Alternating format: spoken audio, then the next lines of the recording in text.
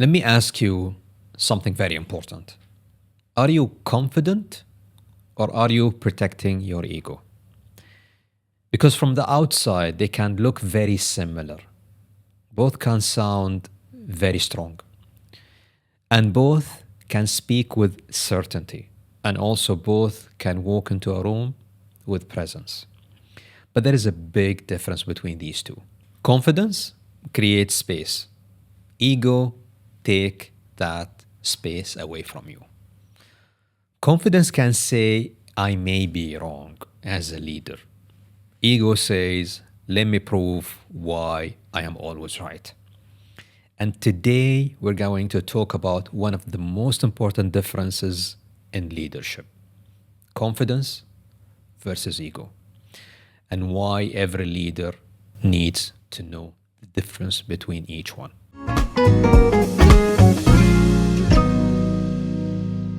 Marhaba, and how's it going, everyone? And welcome back to Yuwab. I'm your host, Saeed Alghafri. Yuwab is where we talk about self-awareness, leadership, performance, and the human side behind that success. Today's episode is for anyone who cares responsibilities. It could be a leader, a founder, a parent, a manager, or a high performer, or someone who wants to grow without becoming trapped by their own success. Before we go deep into today's episode, I'm inviting you to reflect on these examples that I'm walking you through, and ask yourself, is this me or is this someone that I know? Maybe this is you. Someone challenges your idea all the time. Before they finish, your mind is already preparing the answer. Let's look at this guy.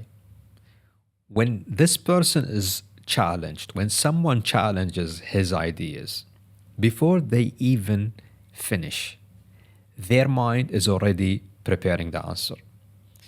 At that time, you're not really listening to understand. You're just listening to respond. And then the classic answer will be like, no, no, no, no, no, no, no. Let me just explain. Or it could be like, this is not what I really meant. Or it could be like you're missing the bigger picture. You may be wondering, maybe this person is right. But the question here isn't to defend yourself. The question is, why did you need to defend yourself so quickly and not reflecting on these questions? Or take this example. You say you want feedback as a leader. You tell people, please be honest with me. And this is very much classic. But when the feedback comes to you, your face changes. You become that person. You become a different person. Your tone completely changes. And then you'll be like, who do you think you are? You should be very much fortunate that you're working with me. Maybe you are really good. But after a while, people learn and adapt. You may be wanting honesty, but only the kind of honesty that doesn't hurt your image. Or maybe you're this person. You're very successful. People respect your experience. You have achieved things no one else have achieved. But slowly, you start saying things like, I know, I've been there, this is not new to me. And we tried this already. We all heard this. And without noticing, your experience becomes that benchmark, everyone should follow. And it protects you from learning something new. Or take this leader. This one is very much classic. You like people who agree with you. These are your people. Not because you are weak, but because agreement feels like comfortable to you. You start avoiding people who challenges you. You call them negative. You call them difficult, too critical. They're not very much aligned with the bigger picture. But sometimes the person you call difficult is the person who's trying to tell you the truth. Why does this matter? Because ego is very much expensive. And many leaders pay for it without even noticing. The first negative impact is simple. You stop learning. Not because you're very intelligent, because intelligence without being humble becomes very much ignorance. The moment you believe you already know, you stop seeing. You really stop asking people. And when you ask, you learn. You stop being that curious person. And leadership without curiosity becomes repetition. The second negative impact is your team start filtering the truth. They don't tell you everything. They don't tell you basically what needs to happen. They tell you what you really think you want. They tell you what they believe you can handle. And that is very dangerous in business because the higher you go up, the less information gets to you.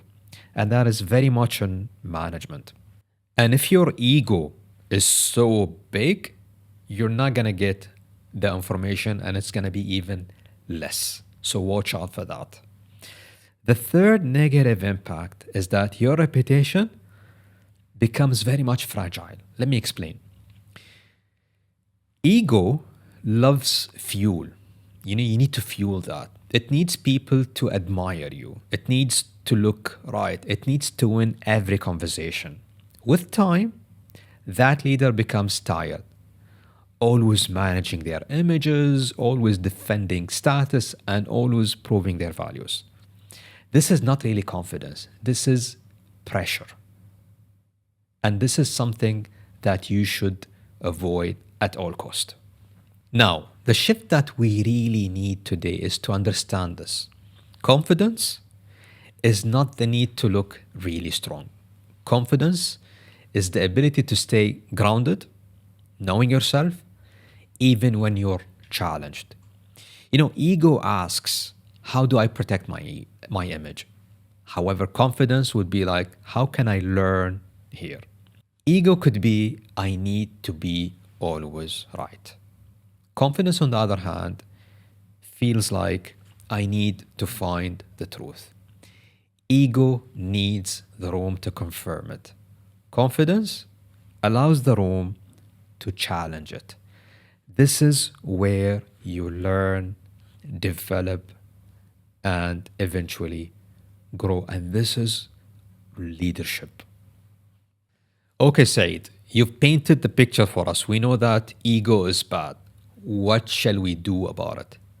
Let me give you 3 tools to separate confidence from ego.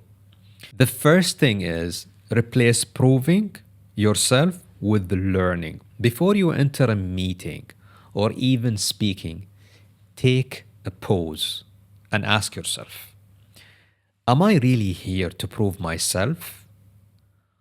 Or am I here to understand what is exactly the truth? That one question can change how you listen. Let me give you a practical example. Imagine you're presenting a new direction to your team, and someone in your team raises their hand, and they'll be like, I'm not sure that this will work. At that moment, ego basically hear that this is an attack. And ego says, oh, this is between yourself. They don't really trust me. Why are they really resisting me?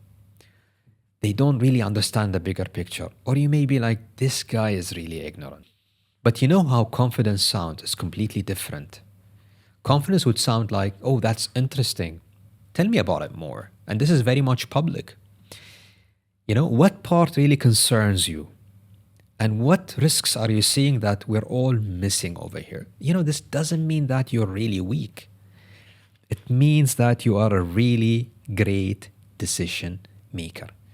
Because the goal is not really to protect your idea. The goal is to protect the outcome. And when you succeed, what else do you aspire to have? This is very important. The second thing is, try to delay your defense, not to remove it. Just delay it. Because sometimes they may be right and you are wrong. So you may need to explain. You may need more clarity, basically, toward that. You may need to correct something. But if your response is always defense, blaming. People will stop telling you the truth. And when someone gives you feedback, try this. First thing is pause and listen fully. Watch for the body language. See what's really happening before you start responding. The second thing is repeat what you heard just to get that clarity from them. The third thing is ask one question and then respond. You see how it takes. You see how this works. You get clarity. You understand the thing. And trust me, your response will be very much better than just defending. Let us apply that in a real example. You're presenting something and someone raises their hand and say, you seemed very much dismissive in the meeting. Ego would tell you, no, I wasn't very much dismissive. I was just trying to finish quickly because I'm too busy and I have other meetings. Confidence, on the other hand, may be like, okay, and now we're applying the four things. Tell me, what did I miss and where did you feel that I am dismissive? The first thing is listen. Just take a pause and listen. Maybe they'll be like, oh, but you interrupted us twice, or you looked at your phone, or maybe you moved to the next topic pretty quick before you finish that argument. Now you have a little bit of a data to process, not judgment, just pure data. And trust me, with data, you can really grow. Now, the confident leader would say, thank you so much. You see what I'm saying? And this was very useful. And I need to watch for that next time. You see how powerful is that? Especially when your team observes such a beautiful leadership from you. I remember one time I went to a course and they told me, Saeed, the first thing that you should do when you receive a feedback from someone is to write an email to them or call them and say, thank you so much, because these people spend time to write that feedback about you. The third tool that I'm going to leave you with today is to build an honest mirror to yourself. You need at least one person who is not very much impressed with your title. Someone who doesn't really flatter you, someone that really doesn't depend on you very much. Someone who can tell you the truth. Someone who can tell you you're not really listening. You are really forcing this on the team. You are really taking that specific thing personally. Or maybe you're making this out about yourself. It's not very pleasant. I know that some people may find it a bit too harsh on them, but trust me, this is super helpful, especially for leaders who wants to develop. Let me give you a real example about that. And what you shouldn't do after a presentation is, you shouldn't say like, was I good? Because most people will be like, yeah, you were great, man. So the first thing is, take that person that you really have confidence in private maybe, not in public, and ask these questions. Where did I really lose the room today? And be honest with them and tell me the truth and the honesty about this. Or maybe you'll be like, where did I basically sound defensive? Or you could be like, what question did I really avoid? And where was I very much challenging in public? These questions invites truth. And trust me, if you can receive the answer without defending yourself, then my friend, you are really training your confidence, not your ego. And that's what exactly you should aim for. Let us now pause for a minute. And I invite you to reflect on what you heard in today's episode. And note down these 4 questions. And make an effort to basically answer them in a quiet place and in a time where you are basically comfortable with yourself. The first question is, where in your life are you trying to look right instead of trying to learn? The second question is, how do you react when someone challenges your idea? Do you really listen or do you defend? The third question is, who around you is honest enough to tell you what you really need to hear? And the fourth question is your confidence creating space for others to give you that feedback? Or is your ego occupying the room and no one really says a word? Stay with these questions. Reflect on the answers. And trust me, that's your first step to grow as a leader. And as we end, here is what I want to leave you with today. Confidence doesn't need to look perfect. However, ego does. When confidence gets challenged, it remains very much steady. But when ego gets challenged, it starts protecting itself. The strongest leaders I know out there are not the ones who always have the answers. They are the ones who can stay open long enough to find the better answer. So if next time you feel the need to defend, the first thing is pause and ask yourself, is this really confidence or is this ego asking to be protected? That pause can change everything for yourself and for those around you. If this episode made you reflect, think of yourself or someone out there who's leading, share it really with them. They may need that reminder. And if you're listening to me on Apple Podcast, Spotify, or YouTube, please rate the show and follow YouTube. This really helps us to reach more people who wants to lead with awareness, clarity, and humility. Thank you so much for being with me. And until next time, lead with confidence and not with ego. مع السلامة.